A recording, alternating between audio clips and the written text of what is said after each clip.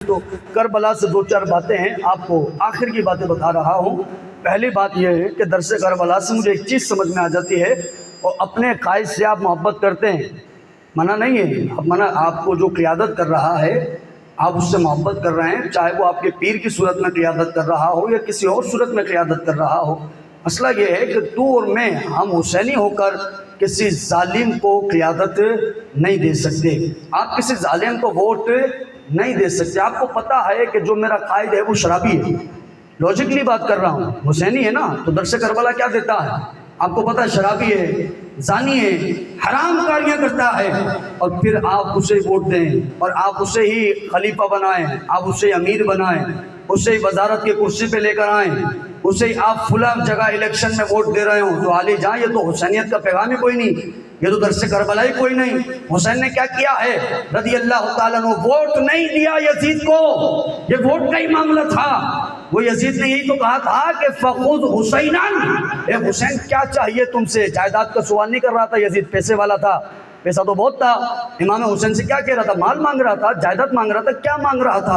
Vote مانگ رہا تھا۔ کہا تم نے یزید کو ووٹ دینا ہے بس، اور کچھ نہیں کرنا ہے۔ لیکن ایک ووٹ کے پیچھے پوری واقعہ کربلا ہو گئی ہے۔ امام حسین فرمایا نہیں، فاسق کو ووٹ نہیں دینا، فاجر کو ووٹ نہیں دینا، یہ تو ظالم ہے، یہ تو شرابی ہے، اب اس کو بھی حسین ووٹ دے، اس کے ہاتھ پر بیعت کرے۔ تو علی جان یہی درس کربلا ہے کہ میں نے اسی کے ہاتھ میں ہاتھ دینا ہے کہ جو صدیق ہو، سچا ہو، جو کہ نمازی ہو، پرہیزی ہو، عادل ہو، فیصلے اچھے کرتا ہو، عمر فاروق کے طریقے پہ چلتا ہو، حق اور باطل کے درمیان فیصلے اچھے کرنے والا ہو۔ تو یہ کربلا کا درس میں آپ کو دے رہا ہوں۔ ہم محبت میں اندھے ہو جاتے ہیں، بادشاہ نہیں ہیں، پیر صاحب کو شریعت کا پتہ ہی کوئی نہیں ہے، پیر صاحب کے عقیدے ہی اچھے کوئی نہیں ہے، گدی پر تو بیٹھے ہیں، عقیدے خراب ہیں۔ کوئی آپ سے کہے علی جان تیرا پیر جو ہے وہ تو شرابیں پیتا ہے، تیرا پیر غیر محرم عورتوں کو گلے لگا کے ناچتا ہے، ان پر ہاتھ لگاتا ہے، معاذ اللہ ثم معاذ اللہ، کیا شریعت اس پیر کے لیے نہیں ہے؟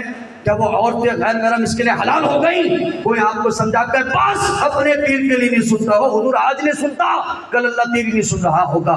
یہ تو خود فاسق اور فاجر ہے بیچارہ، اس کو پتہ ہی کچھ نہیں پیر کو، اور آپ نے اس کے ہاتھ میں ہاتھ دیا۔ کوئی آپ کو سمجھائے تو اندھی محبت کی بات کر رہا ہوں یار، ایسے اندھے ہو جاتے ہیں ہم اپنے ایسے جوہلا پیروں کی محبت میں، جس امام کو بیچارے کو آتے ہی کچھ نہیں ہے اس کی محبت میں ایسے اندھے ہو جاتے ہیں، مانتے ہی نہیں ہیں۔ کوئی آپ کو سمجھا رہا ہے، اصلاح کر رہا ہے، آپ اصلاح کرنے کے بعد لڑ جاتے ہیں، اور پیر صاحب کے لیے نہیں سنوں گا، اور تو آج نہیں سن رہا کل اللہ تیری نہیں سنے گا۔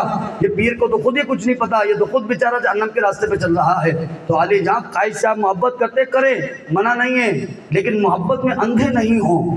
آپ کا قائد کیا کر رہا ہے آپ کو پتا ہونا چاہیے، حلال کام کر رہا ہے کہ حلال حرام کر رہا ہے پتا ہونا چاہیے۔ آپ کا ایک ووٹ کل بروز قیامت آپ کو پھنسا سکتا ہے۔ اللہ آپ سے سوال نہیں کرے گا کیوں اس ظالم کو ووٹ دیا تو نے، کیوں اس فاسق کو ووٹ دیا؟ تیرے ایک ووٹ کی وجہ سے یہ کرسی پر بیٹھا ہے، آج یہ وزیر بنا، اور وزیر بننے کے بعد اس نے کتنی ساری دنیا کے اندر مخالفت کی ہے، سنت رسول اللہ کو ختم کر دیا ہے۔ تو پوچھے گا نہیں اللہ یہ ایک ووٹ کا سوال کہ مجھ سے نہیں ہوگا، کیوں ظالم کا ساتھ دیا ہے؟ یاد رکھنا ظالموں سے بھی پوچھا جا رہا ہوگا، ان کے حمایت سے بھی سوال کیا جا رہا ہوگا، کیوں حمایت کی ہے؟ تو حضور درس کربلا ہے، امام حسین نے ظالم کا ساتھ دے دیا ہے۔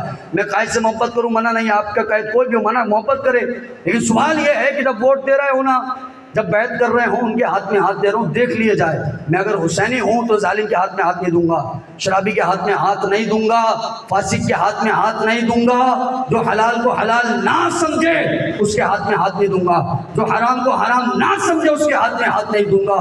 تو یہ پہلا درس کربلا ہے جو آپ نے 10